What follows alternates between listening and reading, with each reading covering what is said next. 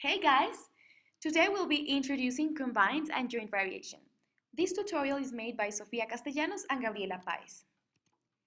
Joint variation is when one quantity varies directly as two or more independent variables. Keep in mind that it only varies directly and not inversely. Here are some examples of the possible equations you can use to solve joint variation problems in which y is the dependent variable, k is a constant, and x and z are the independent variables. The first one is y varies jointly to x and z. The second one is y varies jointly to the square of x and the cube of z. And the last one is y varies jointly to x and the fourth power of z. Here's an example in which they're telling you the equation, which is y equals kx(z). And now here they're telling you the values for each variable. So y equals 45, x equals 5, and z equals 3. Now you have to replace the variables in your equation, so it would look like 45 equals k times 5 times 3. Now you multiply 5 times 3, which will give you 15. So in the next step, you'll have 45 equals k times 15.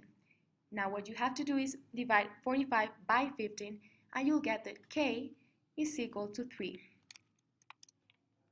Here's a word example that says, the volume of a solid with a circular base varies jointly as the height h of the solid and the square of the radius r of the base.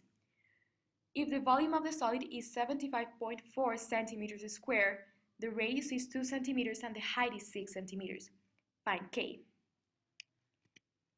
Here's the solution. So in order to find k, you just need to first write the equation, which in this case would be v equals khr squared.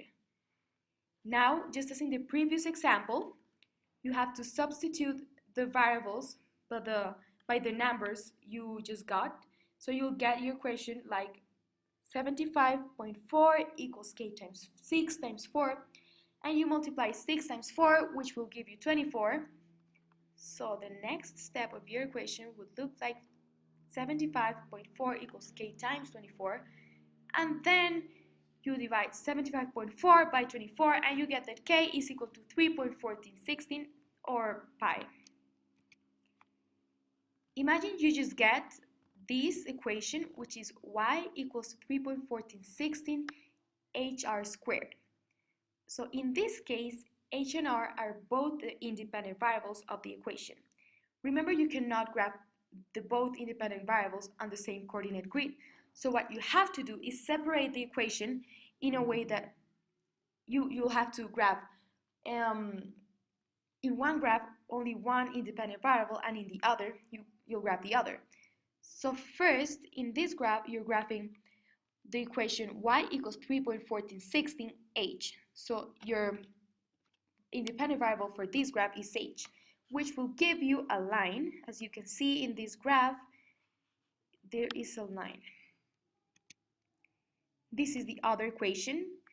Y and the constant remain the same. So the equation for this graph would be y equals 3.1416 r squared. Look that the r squared is the other independent variable which we're using in this graph. And it gives you a parabola, as you can see in the graph at the left.